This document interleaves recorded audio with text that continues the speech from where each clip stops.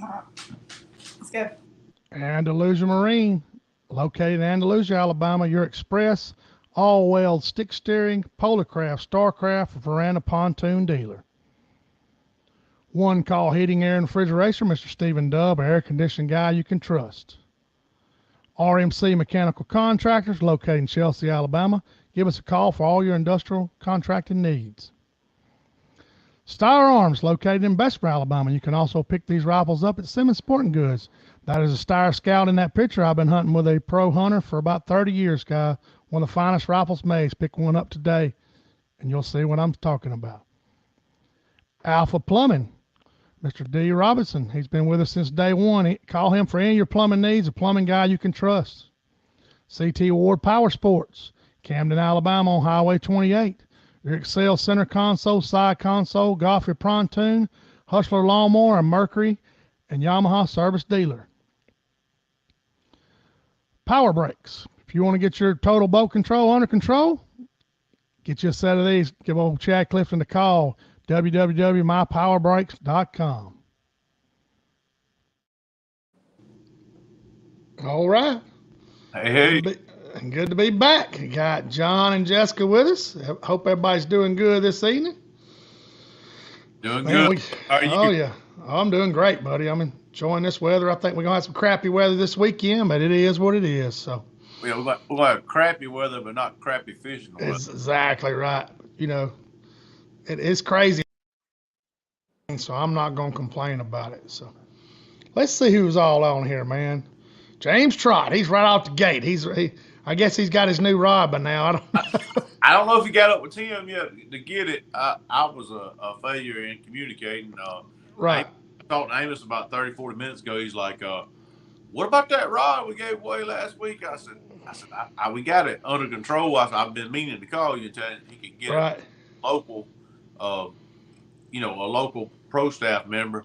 And so it all worked out. Good deal. Last week's rod is getting delivered. Next week we'll give away another one. It's working out good. That's right. People's enjoying their rods, yeah. Jessica put her arm out. Just know we got the Outlaw banner. Oh, I see that banner. Heck yeah, I see that. I got in trouble. I didn't have it up last week. They said it took me. I gotta find a better way to put it up than that. But it looks good though. I see it loud and clear back there, buddy. Yeah. Besides, one of Jessica's 11 Christmas trees. Yeah, she only has 11, guys. She only 11 trees. I asked her last week before the show, guys, how many Christmas trees you got? What do you mean?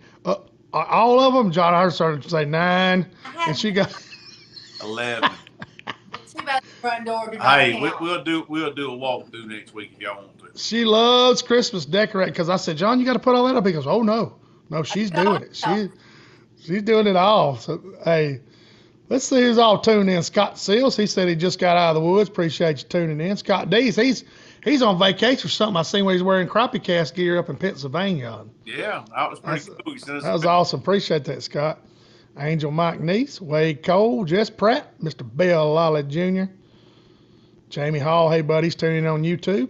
Patrick Garner, hello from Panama City. How you doing, Pat? Appreciate it. Me and him had a good old time Sunday down there at Talcon. Michael Clary, y'all freeze fish without water. I haven't froze fish without water in a while except a vacuum sealer. What do you think, Johnny? Well, I've got that chamber vacuum sealer you can do it with now, but typically we put them in water. Yeah, it's good to freeze them in water, Mike, because they'll keep for several years that way, won't they, John? They will. Yeah, they will. Which I don't because my mom comes around and makes us cook fish. She'll be here tomorrow night. Yeah, she'll be here tomorrow night. That's good. Oh, yeah. Tony Tucker, old Tommy Randolph, my buddy's on here. Brian Stacy, Western North Carolina. Appreciate you, Brian. Let's see. Holden Higgs, appreciate Rodney Talley. Let's see. John Wade Cole said, John, I'm going to be on the home waters there around you. Any suggestion for some bigger biting fish? Oh, no. Not. I don't know which home water he's talking. Shoot me a message, buddy. Yeah, you better send a message because John tries to keep it on the DL where he puts some big old hogs out there. So. I mean, these lakes aren't very big, so yeah, shoot me a message. I'll help you out, bud. Yeah. Oh, Chris Collins. He said got cook that crappie for Mama. What's up?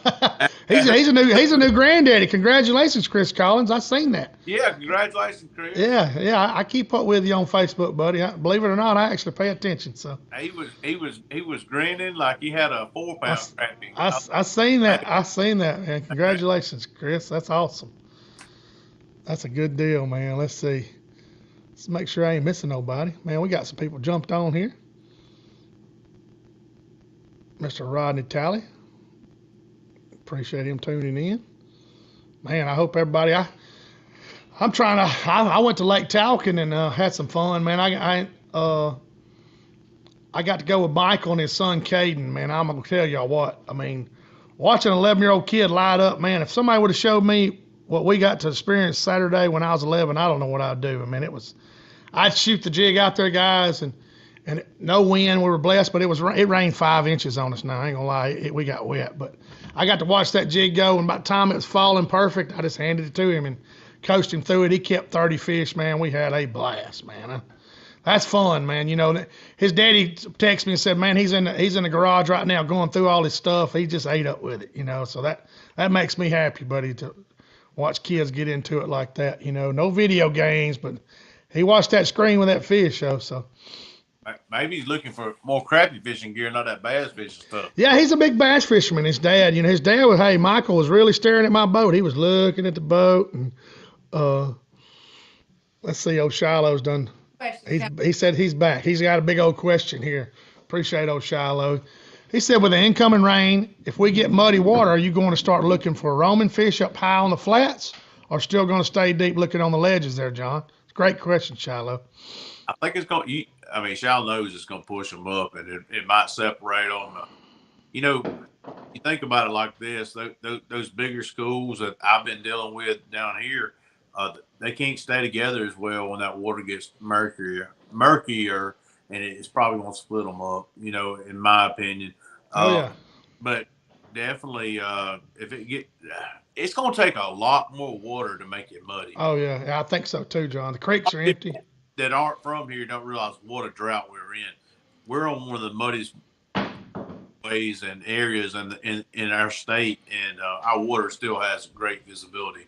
And we get rain pretty frequently. It's just taking a lot. The ground's really been soaking it up instead of running it off into the creeks.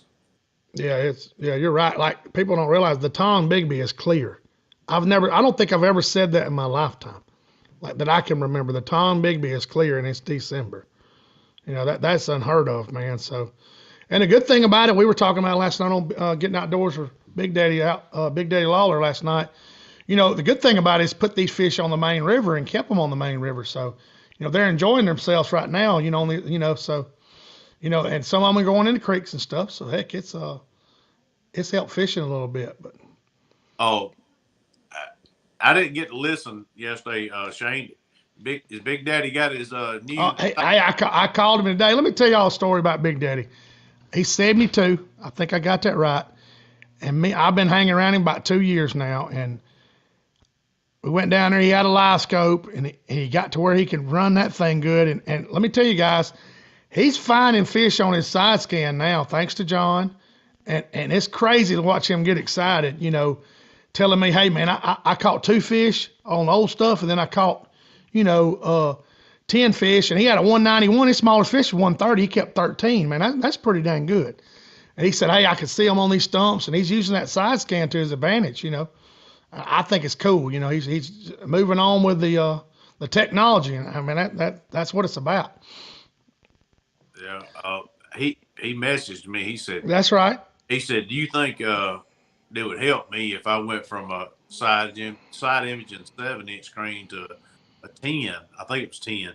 That's right. That's what he has. Absolutely it will. And I'm excited for him, and him finding new stuff. He already knows the water where he's at, and he's going to see it at see more stuff now. I'm excited for him. Oh yeah, he told me, he said, man, I went by my side scan, then I got my live scope, and I went around the stump because there wasn't no wind, and I got that perfect angle and seen them fish hiding. I said, there it is.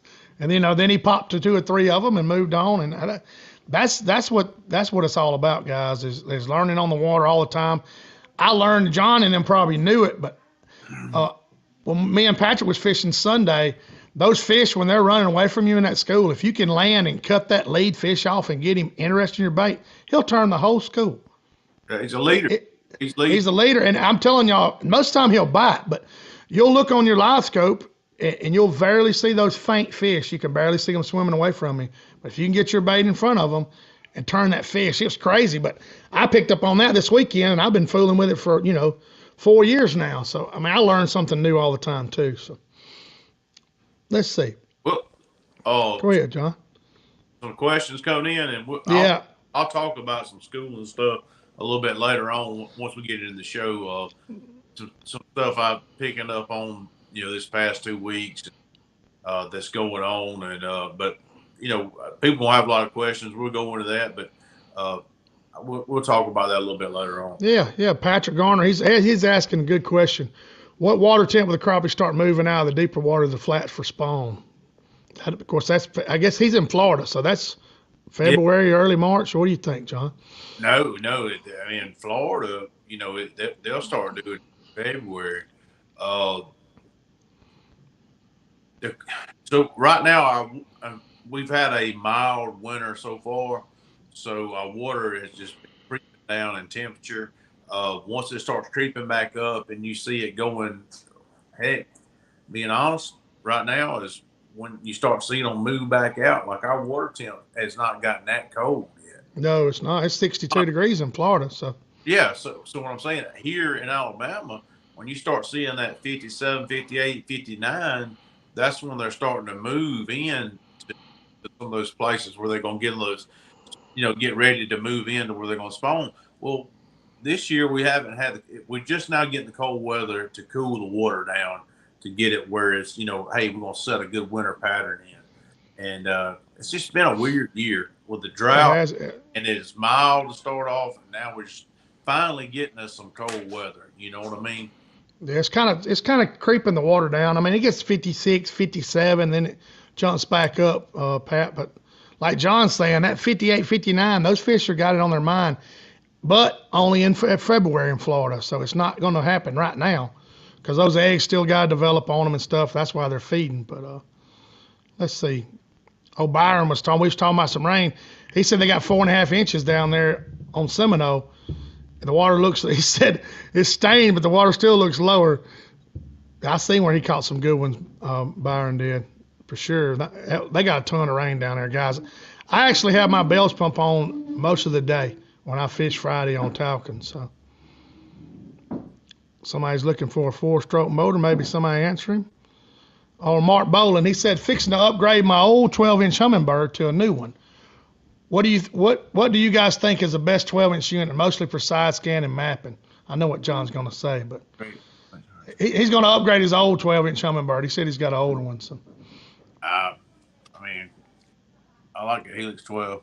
Exactly. It's hard to beat a Helix 12, Mark. I mean, the settings and the usability of them, man, it's hard to beat them. I mean, no kidding. I mean, I'm with it. I'm happy with it. You know what I'm saying? Somebody might show me something different where there's a little screaming air that says fish right here, but right now it's working. It's hard to go against something that's working. Right. Exactly right. Yeah, Mark, you get you a new Gen 4 side and down scan, man. It ain't got to be a 4. The 2s and 3s work good too. True. One of the best side units I ever had was a Gen 2 Helix 12. 3s and 4s, yeah, it's great. That's what you got to get now to buy it, new and get you some warranty with it. But hey, don't. If somebody cuts you a good deal on Gen 2, buy that son of a gun. As long as the transducer's in good shape. There you go. Scott D. He said, I've been told that they use lakes like Jordan Lake for flood control. Is that true? With this rain coming in, do they hold it or release it? No. They don't. Jordan's it's going to stay about whatever it is. Lay's the same way. So yeah, they pull them down because they generate power in Alabama River all below Jordan. So they're snatching some water down there. I mean, you got 4 units right there, John, at Prairie Creek. What's the name of that dam there? Henry. And then you got 3 units at Miller's Ferry. So They generate a lot of power down there, guys. Yeah. I don't know if you ever been on there, but when they snatching them 3 or 4 units, it's getting down. So Scott, what you're thinking about is like Martin. They bring it down. They got some they do bring down every year. But I know why he's asking about Jordan because they got that tournament next weekend. Right. Jordan's going to be about even keel, the normal pool. So, I guess you got your mind up, mate. Mate, where you going to fish, Scott? yeah. He's done made where he's going to fish. So, let's see. Somebody asked a great question. Y'all don't let them boys have a whole river to themselves down there now. Come on. Yeah. Y'all Exactly. River. Y'all go down there and try it at least. That's exactly right. Yeah, go down there. Don't be scared. Hey, I went down there last year. Or was it this year? When did we fish that tournament? It got so rough. Was it this year? December. Yeah. It was woo. Freezing. It was freezing. 4-foot waves. Literally, guys. Richard grabbed a hold of a dock and held on where I could shoot up on there. I mean, it was that rough. I mean, it was crazy. What's weird? We ran about I remember that. 32 gallons of boat gas out and it didn't hit on crap. I remember that. It was awful. I weighed in 3 fish and come in 9th. It was awful. William White said, when spider rigging, pushing, what size weights do y'all use, John, when you spider rigging? I don't know anything about that, but John does. Well, it depends on depth, bud. All right, so if if I'm just gonna push some double minnow rigs around, I want to go about a half mile an hour, just ease along. I'm gonna put that ounce on there if I'm going a little bit deeper, and then as it gets warmer and closer to spawn, the fish move up in the water column, I'll move a lighter weight. But this time of the year, I'm going to use an ounce in the middle of a double minnow rig and just ease along. I'm going to try to go half a mile an hour or less. I got you. So you're trying to keep that bait straight up on the boat, instead of kind of. It's going to come back a little bit of that speed, but right. Heavier weight will help keep it as much as you can down. And like I said, as it moves along, the fish move up. You can go lighter, but those minnow rigs, you want to give the fish plenty of time to see them, and it's less of a reaction bite when you're trying to go faster with a heavier weight. You want to get them to come up and just strike that minnow. It doesn't work for you. Exactly. Keith Spencer's got a great question, and I know I'll let John go into detail about it for sure. He said, when casting the crappie, when would you use a 16th jig over an 8th? That's a great question, Keith. Thank you. When you use the 16th, when you can't use the 8th, when you can't get a 16th to the fish. So like good example, last Tuesday, the wind was blowing very, very hard. There was no way I could have casted the 16th and got it to the fish. The fish were moving, schools were moving, so I had to go with that 8th. And there was one time I even used I never ever throw a half, but I did. And no, excuse me, a quarter, not a half, a quarter. I was throwing a quarter, and just to get down to the fish because the wind was so bad, and the fish were moving. I was trying to, and they were deep. So if they're deep and they're moving, you got to go with an 8th. And it's like I said, if you can get away with the 16th, go with it. Fish sitting still, and the wind's not bad. Slow drag that 16th over their head, and you'll have better success in 30 seconds if you can get away with it. But this time of the year, we've got wind all the time, and it's just tough. Schooling. It is. On the perfect we got to throw a lot of 16ths. I'm laughing at Shiloh and them. I start looking at the comments, guys. If you see me start laughing, I'm usually looking at the comments. Shiloh and them's cutting up. But Keith, you want to throw the lighter jig, right, John? If you can get away with it, if you can get it to the fish and they're schooling and there's no wind blowing for sure. Jessica was going to answer part of it. She said depth. That's true. John went over that before. John, what was the numbers you gave him? If it's you, I remember you said, if you can remember, you said something about past 12. I always say if it's 12 foot deep, if the fish are above 12 feet, roll with that 16th in normal conditions, and they get deeper than 12 feet, then go with the 8th. Because you know what I'm saying, you throw that 16th out there and you're waiting, the fish might have moved over a little bit, the boat might have drifted a little bit. Oh yeah. When that 16th gets down there to 12 feet, you're at a disadvantage. Well, you get 12 feet or deeper, you need to go with the 8th. That's just my personal opinion. Right, I agree with you. You can stall that 8th once you get a certain pitch from your boat. You can stall it a little bit, and that's what it takes. Sometimes the fish ain't hot, but you'll learn that, Keith, as you go, man. And that stuff you'll learn. Somebody can show you that stuff, but you'll learn as you go, man. That is the truth. Let's see. Has anyone had, Jason's saying, has anyone had any problems with the live scope cable going bad? I don't know if he's talking about the power cable or the transducer cable. I pinched the transducer cable now, so. The only problem I had is my fault. I did break a cable, and a transducer doctor looked him up. Right. Helpful. He fixed Shane's. He fixed mine. He's fixed sure did. People's different transducer cable problems. If you send it to transducer doctor, he's a good guy. Oh yeah, he'll whip it out and bring it to you. Yeah, look him up on Facebook. He'll have it back out to you normally within a week. Yeah. That's the only cable issues I've had. Power cable issues, I've not had any. Yeah, only thing I've heard people with the cradles and the pins, Jason, they break the pins and stuff like that. These people that's running that, and you're gonna have all that, but yeah, that's the only thing I know of. You can message me, Jason, and I'll hook you up with transducer doctor for sure. Those cradles that those pop-in cradles, I can't remember which units on. They can be scary at times. Oh yeah. When I first got mine, guys, I had a 9, and I had 2 cradles. I had it snapped into my console, then I go snap it in up front. I put it into the console, and I hit a wave. That thing landed in my lap. I was like, oh, my heart jumped. I was like, oh man, I didn't latch it in good. Adam Acker's asking a good question. Of course, I know John's answer is the same as mine. How long of a fluoro mono leader do y'all tie onto your braided line? I don't use a leader, man. I know John doesn't either. I don't. My buddy Scott does, and the only thing I ever see him do is fuss about it hitting the island. Yeah. Where he's got it tied together. But, yeah, I don't use it. I've got some rods. Don't get me wrong. I've got some rods with some fluorocarbon. That's not Adam, what's Jessica say? Jessica, well, go ahead, Jessica. Let's not take Scott tips tonight.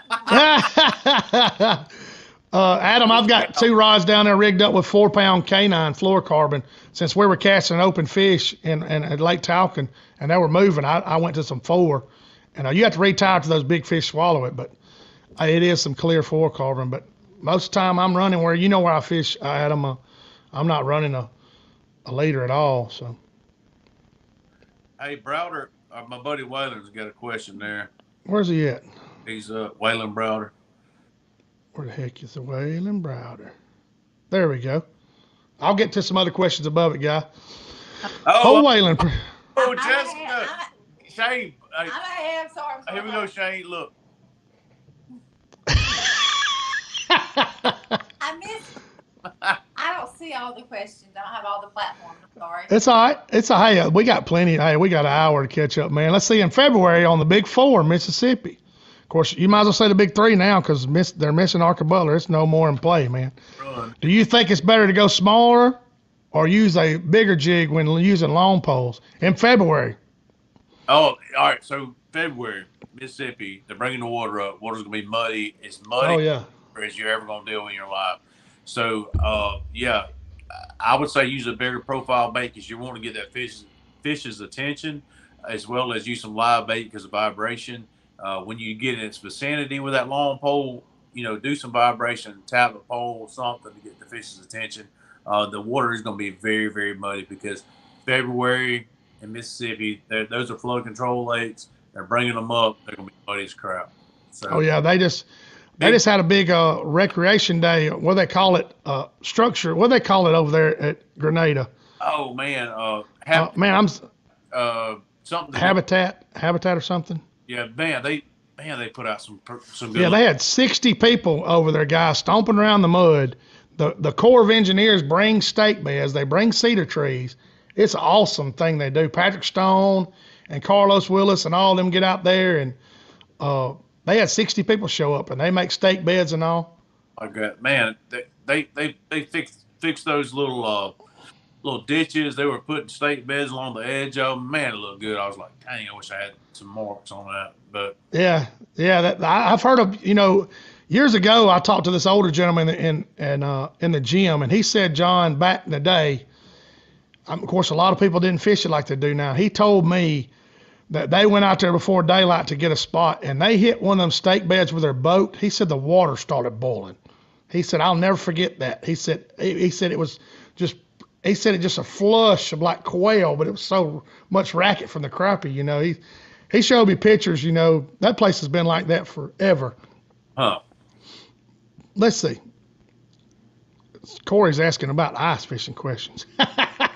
Man, I wouldn't know, Corey. Corey lives up north. I forget where Corey lives. He'll have to tell us. But I'll have to ask Jessica one of those questions. She's. Oh goodness. I'll give you an answer. There you go. Hey man, he asked something. Where do you start looking for early ice crappie? Man, I've never ice fished. I've been threatening to go though. I would love to go. Y'all response at freeze first. No, honestly, Corey, I would think that you could take your coordinates from the lake, and have your good marks, and then I would assume drill your holes over those brush piles and stuff. Oh yeah, exactly. Get your handheld GPS and go out there or whatever.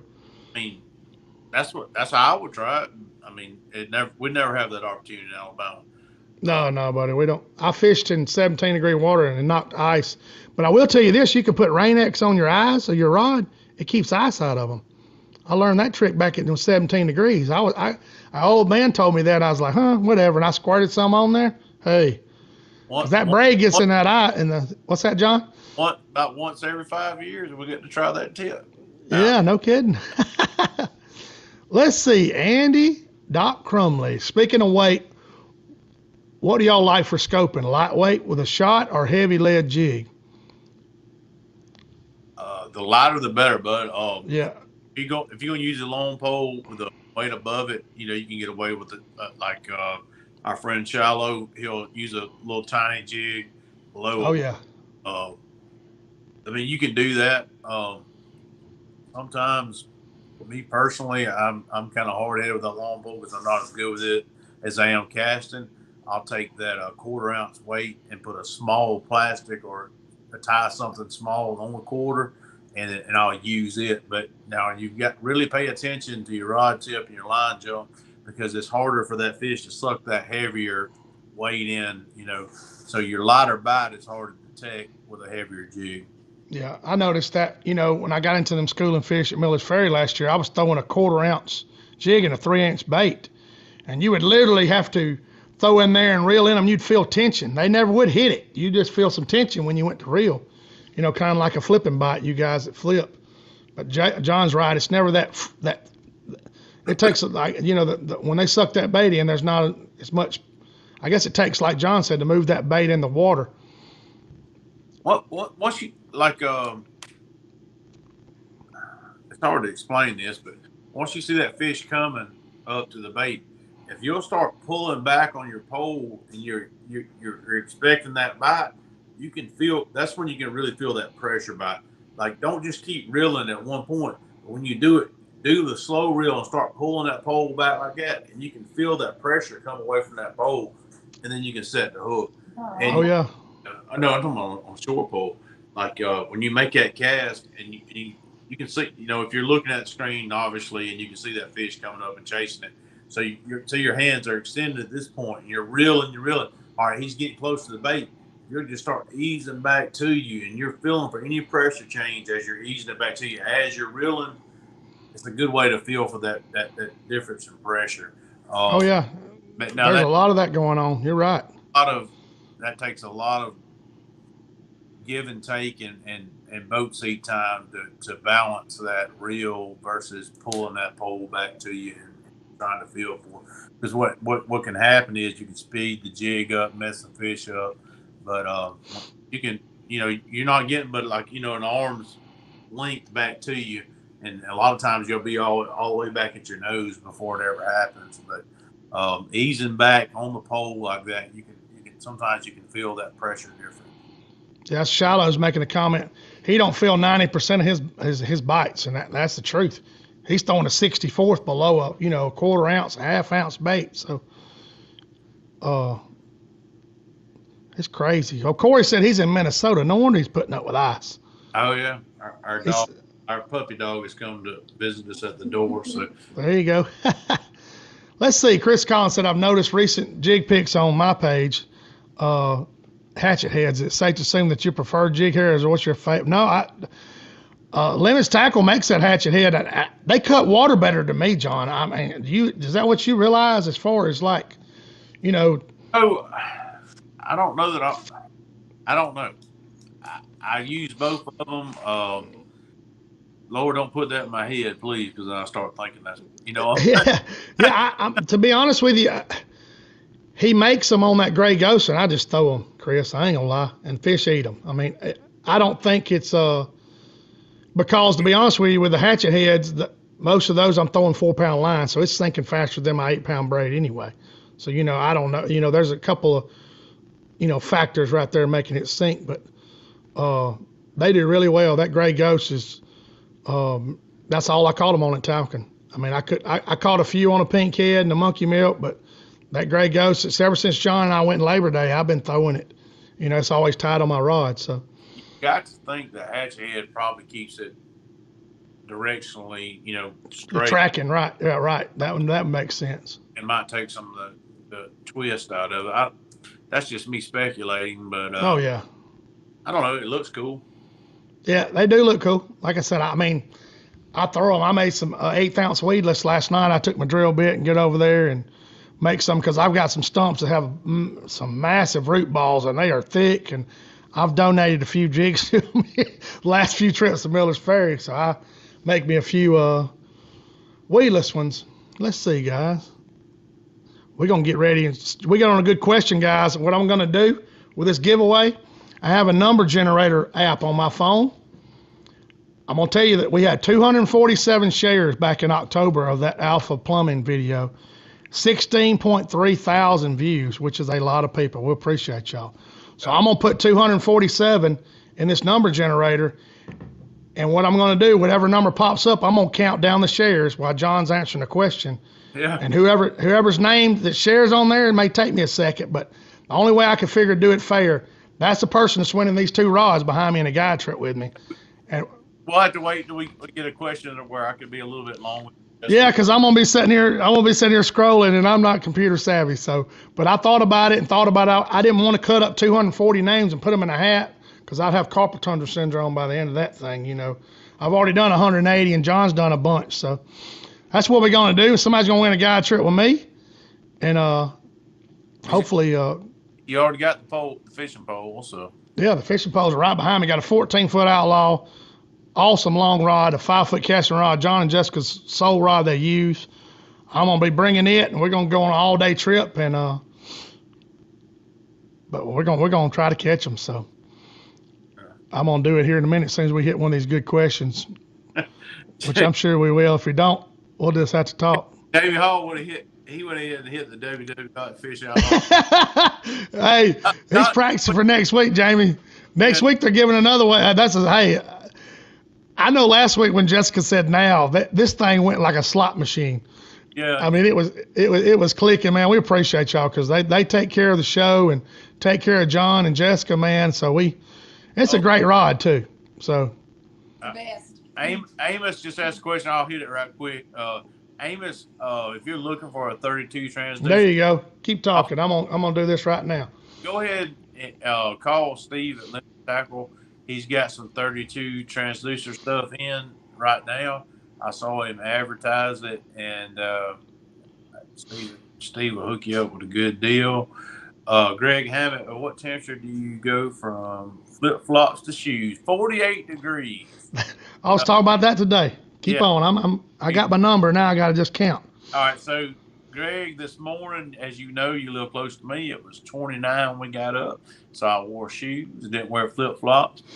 Everybody that knows me, I wear flip-flops about year-round. and I try. Well, I say 48, 38 to 48. 48 is high. I would 48, say 38 is probably the best number. Yeah. It depends on what the wind chill is. So, like I said, I wear flip flops all the time. It doesn't bother me. But when they do get cold, they get cold like everybody else do. But and all I wear when I do wear shoes are just the Hey Dudes and some socks, and I'm pretty good. I have my big insulated North Face boots and socks and. It's 38, not 48. I said 48. Yeah. I'm at 38. Yeah. But anyway, 38 degrees. Below 40. Yeah, below 40, 30 is what I'll put on the shoe. All right, I got a winner, and I'll announce it to the end. That's good stuff right there. Let's see. My buddy Travis said, if you go on an all-day trip with Shane Jones, pack a lunch. He's hardcore. I am relentless. Hey, we go. Hey, I think Travis slept for 2 days after that. We kept 56 one day. Oh, man. What brand of ring you? Where is it at? I'm looking for it right now. You can answer them. You see it. I was still keeping going for you, but you're good. I got it. Actually, the good Lord took care of me, and I got it. So. Okay. So you answered a question about the 32 transducers. I did see where Steve Limits Tackle had some 32 transducers in. You missed us talking in. Yeah. I'm sorry, I was concentrating. I got to block it out. Steve had it. Oh, yeah, he heard it. Okay. Yeah. Sorry. Woo. I'm sorry. You all right? Yeah, you're good. I got a winner, and we're going to announce it here in just a little bit before the show's over with, man. I'm fired up, man. I like it. Amos, we use Wind Rider rain gear. We've been happy with it. The lighter stuff, and we use their heavier stuff in cold weather. That's what you use all the time now is Wind Rider. Not rain. Not rain. Thank you, Rusty. Yeah, I've noticed Wind Rider started liking some of the posts. I noticed on here the other day, which is a good sign. I'm glad of that because we all use it. So I mean, there's a great question by Corey. It is the best thing out there. There's a great question by Corey from Minnesota. He's asking Shiloh, but we're going to bring it up on the show because Shiloh, we're blessed to have Shiloh. He catches a lot of questions we don't ever get to. He said, do you notice a delay in your scope, or do you set the hook when you see the fish approaching? Don't screen set. Oh, Go ahead. This is a real good question for Jessica. Never screen set. Feel it. Or see it. I mean, like, many times I'll see it and I'll go, what? Do that. I've had a few new guys with me at live scoping, and they're like, I seen the fish come at it. Hey, till you feel them, don't pull it out of that school, or that fish or that stump. That's a good question, Corey. But yeah, you'll feel it. I don't think there's much delay, but. Well, there is. Let's talk about that actually. Yeah, that's a great question, Corey. So the higher that you run your noise reject, the more delay you're gonna get. So if you start running noise reject on like high, you're gonna get more delay. Medium and low, you're gonna get less. You can actually start to pick up on it on high. I'm currently running mine on medium, and I don't really see it as much. But if you run it on high, you'll start picking up on a little bit of it. That's all I can say. I try not to, but if you watch it, you'll see when you run the noise reject on high, you'll get a little bit of a delay. Gotcha. Yeah, Shiloh went into big time detail on Corey there. I'll post it on here. He said, Corey, I don't have delay when I have fish approach. I start watching the tip or the nose of the fish for gill plate movement. he's serious. He's like I'm gonna start calling him the crappie professor because we had the bass professor. What was his name? Doug something when I was growing up. We got the crappie professor now. He'll like that name, but he's John talks about stuff like this in the spring. You can see the shadow behind the fish's stomach. You know, this serious stuff when you're paying. You know, you're dialing in. I'm not that detailed a person, but hey, these guys are telling you, and I tell people this all the time. If you take advice or listen to somebody, just look at their Facebook page, guys. Pictures don't lie. I mean, Eric told me that years ago. So you go out with a guide, hey. Yeah, some pictures don't. Yeah, I'm talking about if you post a bunch of, you know, a tailgate full or different people with fish, hey, you might want to take that guy's opinion. Now, is it fact? No, but it's just opinion. You know, these guys. Go ahead. I'm sorry, Shane. Go ahead. You good? Shallow, does he run his noise reject off, TVG off, got everything off. So that's cool. I don't know. A lot of people. All right, so let's go in and talk about what noise reject is. Yeah, we might as well, because we all look, guys. We get into a lot of these live scope questions because, you know, there's 91 people on here, and there's probably 75% of them have live scope, and some of them are unsure. So hey, if it comes up, we're going to talk about it. Just like we talked about the trolling and everything else. So right. So last week, some people wanted to talk more about just regular fishing, not forward-facing sonar fishing, but we thought about it. So let's go into it. All right. So noise reject, it is filtering out other sonar. So it's your sonar at the back where your side imaging is. It's the sonar from other people's boats. So if you've got it on high, it's filtering out more sonar. If you've got it on medium, less, low, less, and then off, shallow, which he's running his off. So it's he's got a little. Yeah, he's not filtering out, you know, as much or any sonar. He's running his game pretty low too. So I don't know what unit he's running. Is he running 8600 or 126? I wonder. I can't remember. Oh, I can't remember which 12 he's got. But anyway, all right. So what some people do is that when they get to the front of their boat, they'll kill the sonar at the back of their boat, so that all their sonars at the front of their boat where they're using forward-facing sonar, so they don't have to have that filter. Well, personally, I like to, you know, be able to see what the back of my boat's looking at, so I don't miss anything. I can, you know, see other stuff. He's running 8612 is what Shallow said, so that makes sense. He's got those 8600 units, guys. They got the best resolution, the pixels. It's kind of like your TVs. That's top of the line. I got a 16-inch unit I've got to go pick up myself. I'm fired up. Old Bubba done took care of me and got one. So, but when he says he's running noise reject off, he's not filtering out any other outside sonar, and that's basically what it's doing. So if you ever pulled up beside someone and you're talking to them while you're fishing, and your graph starts getting a lot of flash to it, it's because you're pulling in their sonar, and you can't filter it out. Yep, you're exactly right. You can message John, guys.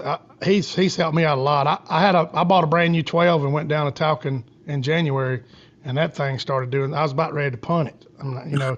I mean, I'm not going to say the few choice words that I had, but yeah. John straightened me out because I drove all the way to Talcon, and what was aggravating, guys, there was fish everywhere. When I say everywhere, I'm talking about didn't even crank the big motor, you know, and it started doing this seesawing mess on me.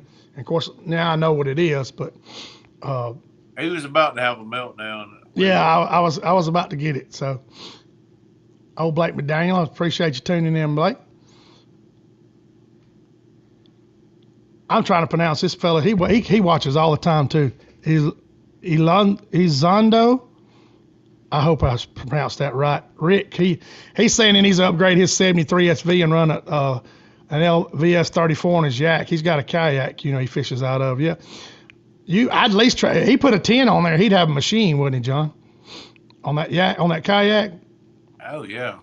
He'd have a machine. You know, if he could find you a 1022 or something like that, 106. I was coming in from fishing today. Had a buddy of mine call me. He got him a 1022 and didn't get it that right. Stopped by and we got him going. I just stopped. I said, "You're on the way to the house from me." I said, "I'll just stop by the house." There you go.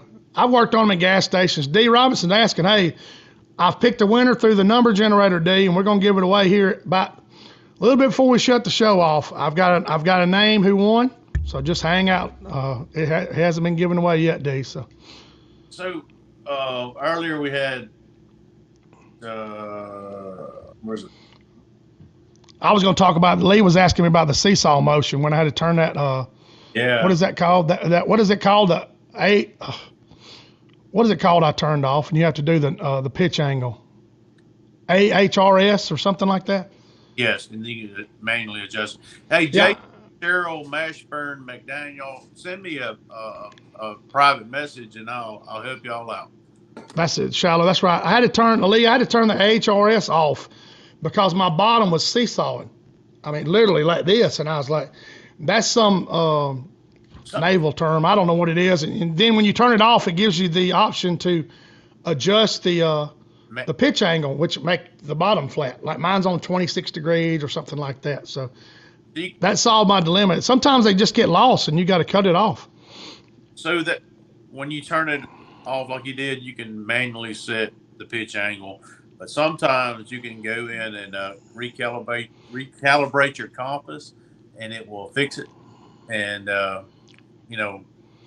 that's the easiest fix.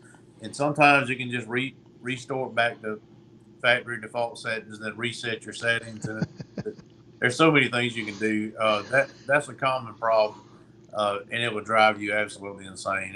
It was driving me crazy, Lee. It's stabilization now. What Jamie Hall? I think the new update. That's what they call it, stabilization instead of AHRS. So, okay. I hope we answered your question, Lee, because we get all.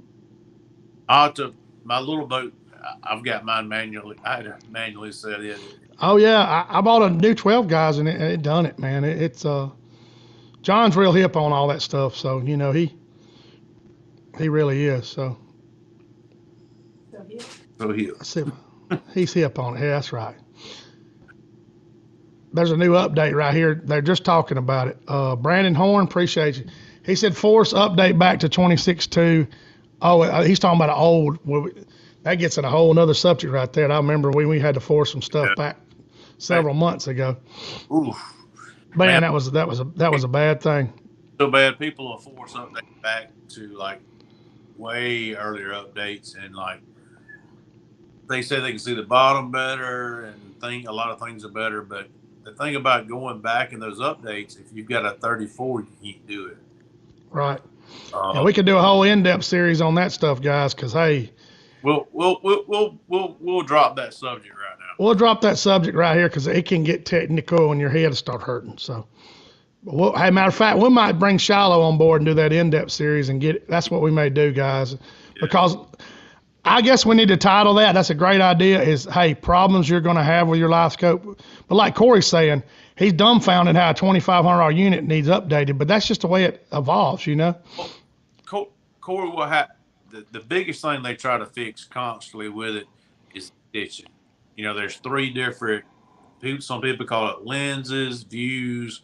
If you'll look at that transducer, you can see them, and each one is trying to like not give you a gap in between those lenses, and they're trying to constantly make it where you don't have that gap or a dead spot, and that's one of the constant problems they're trying to fix with it. Stabilization that was just mentioned. You got to think nothing's ever perfect. I have people contact me like, look right there on the bottom. You see that little spot right there? I'm like, catch you're not in that spot. Right. I've seen the guys talking about the stitching on the bottom of it. I said, the what?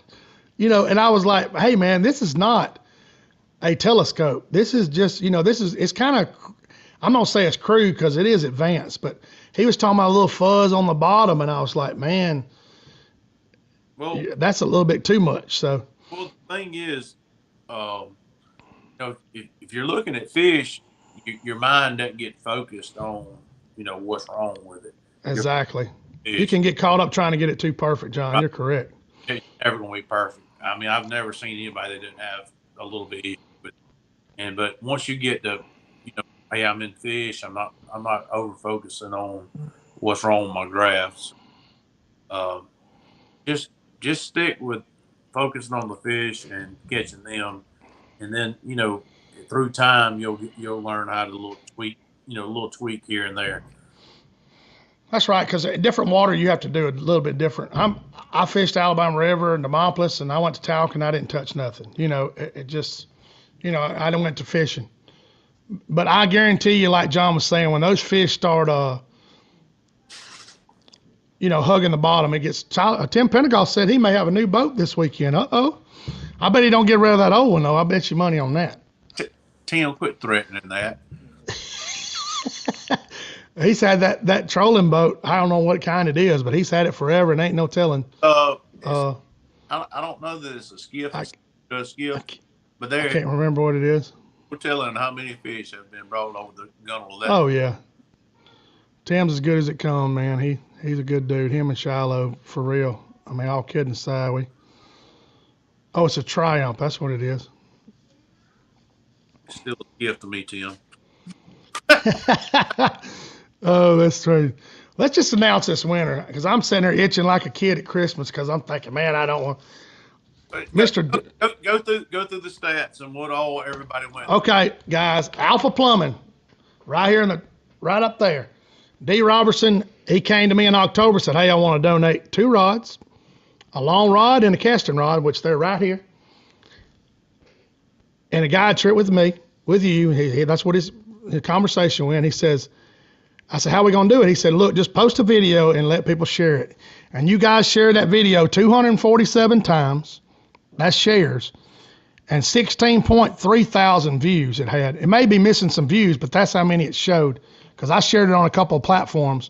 So what I done, I put that in my phone in a number generator, and I come up with a number out of 247, and I had to literally, while John was answering the question, roll through here and find out the winner. So, and I did, and I counted down, and I've got a winner right here. Mr. Doug Lott, I'm sure he's watching. Doug Lott has won a guide trip with me and these 2 rods. And they're right behind me, fine rods, outlaw rods. I'll message Doug Lott as soon as I get off the show if he's not on here. He may be working. Doug, but L-O-T-T? L-O-T-T, that's right, Doug Lott. Okay, I'm write it down. But yeah, man, congratulations. We're going to be giving more stuff away, guys. We're giving away another rod next week. Outlaw rods, probably give away another guide trip. We have fun because it just helps our sponsors. Like D's always calling me thinking of ideas, and he helps us all the time. Yeah, he helps us. He helps us all the time. I talk to him. He really supports the show, guys. And he has a plumbing business, and I was talking to my boss man today and said, well, heck, he was at my parents' house, and he didn't. But that's awesome. Appreciate it. Let's see. Let me look and see. Shiloh said he asked an awesome question a while back. Let me see if I can find it. I'm sorry, Shiloh. Let me find it. Congratulations, Doug Lott. We're going to have some fun, buddy. I promise you. I didn't get to talk about some stuff, guys. You got all you people watching helped this happen. We finally got monetized on YouTube. So that means we're certified. We're a YouTube partner. We got our watch hours in. So YouTube checks, they make a check by us. They know who we are now. So get ready for some videos. Of course, CrappieKast is going on there too. Some instruction videos. I'm going to go from cast to catch to finding to as much as we can. We're going to start putting some stuff on there. So let's see. Let's see what Shiloh question. I'm trying to find it, Shiloh. I still ain't found the question. I don't remember seeing it. Oh, this right here.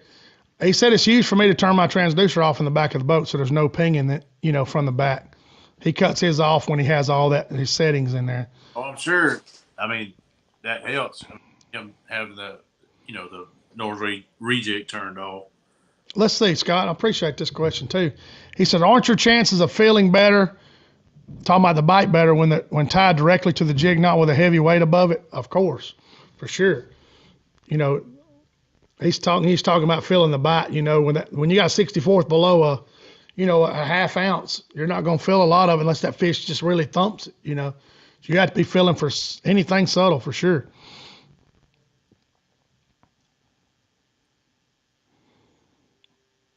Yeah.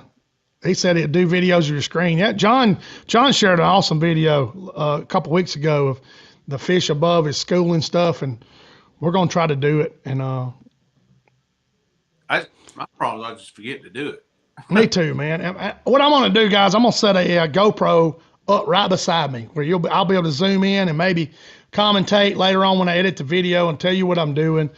That way, you know, you can see everything that I'm doing to catch. A lot of people are unsure of what to look for, and you know, that's what I'm trying to share with you guys. There it is. There's the question, Shiloh, on it. Is John focusing more on straight or channel bends right now due to the current this time of year? Good question. I don't have any current now, Shiloh. It's been pretty nice. So I'm just working it off the ledges and on the flats, back and forth, back and forth.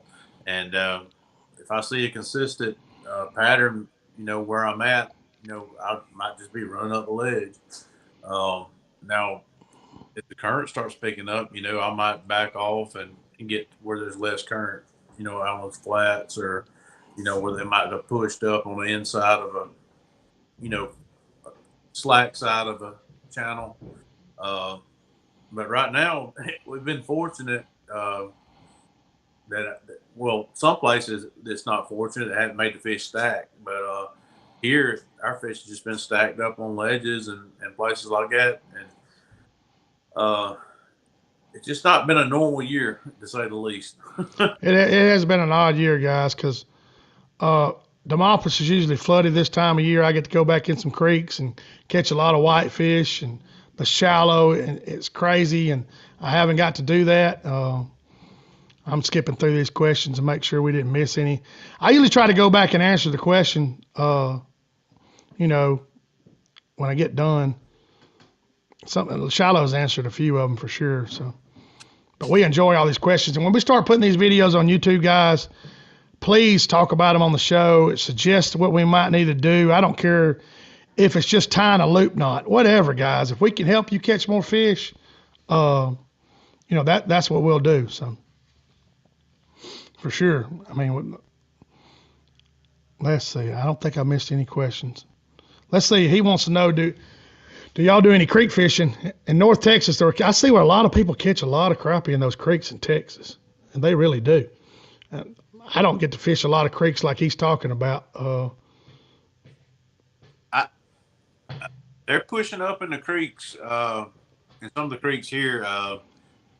Actually, I was on the phone with Shiloh, and I was just messing around. I just dropped the trolling motor and just went from where I was in the creek back out toward the lake.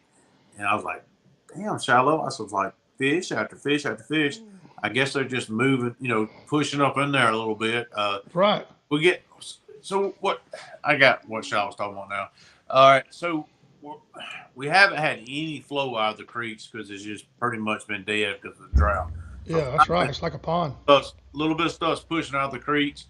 So I think what he and I were talking about, we think that possibly some of the fish are moving out of the lake into some of the creeks because they're getting a little bit of flow back out of them. They're getting a little bit of, you know, matter that's coming out of the creeks, and they're like, oh, maybe I need to push back into the, you know, into the creek and mess with some of the stuff. I finally Shiloh said boo. Finally. Hey, you know, you remember when we had Matthew Rogers on here and he was talking about they use their gills and side fins. They know where they are all the time. And like you said, you know, they sense that little bit of flow coming out of a creek, and the plankton and the shad falling them. Shiloh's saying cut the live off now. Too much information. Uh-oh. The crappie professor's getting a little, whoa.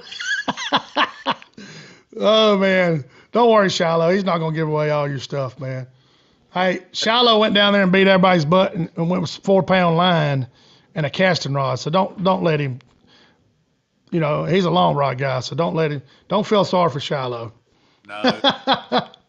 This past year, Shiloh's won more money with that short rod than he has that long rod. Oh, he loves shooting docks, guys. If you ever want to go, just call him for a trip shooting docks. I mean, If you ever want a dock shooting trip called Shiloh, he'll take you out on dock. Yes, sir. Hey, that's what Tim, all kidding aside, Tim Pentecost is saying, you want to shoot some docks on Weiss. He said, if you like that torture, they're loaded. And Tim's out there every day, guys. So if you're a dock shooter, sounds like you need to be on Weiss.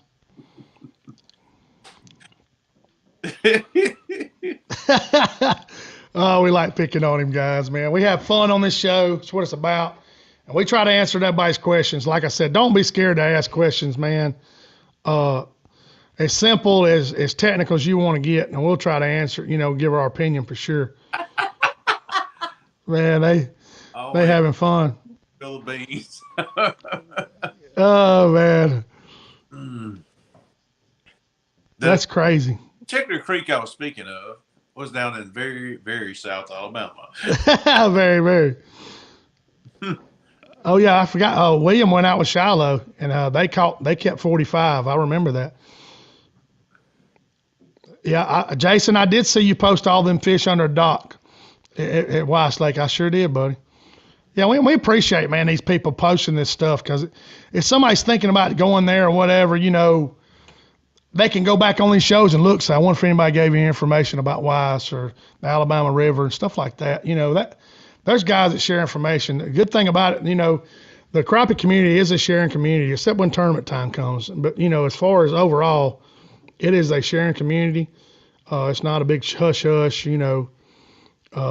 Some old timers still try to be secretive about, but they don't realize, like, they'll post a picture on the river, and if there's some hyacinth map beside it, I can name where that place is. I look at it so much. So, you can't hide anything. So you might as well, hey, enjoy it and try to tell other people where they can go enjoy it too. So, yeah, that's what, man.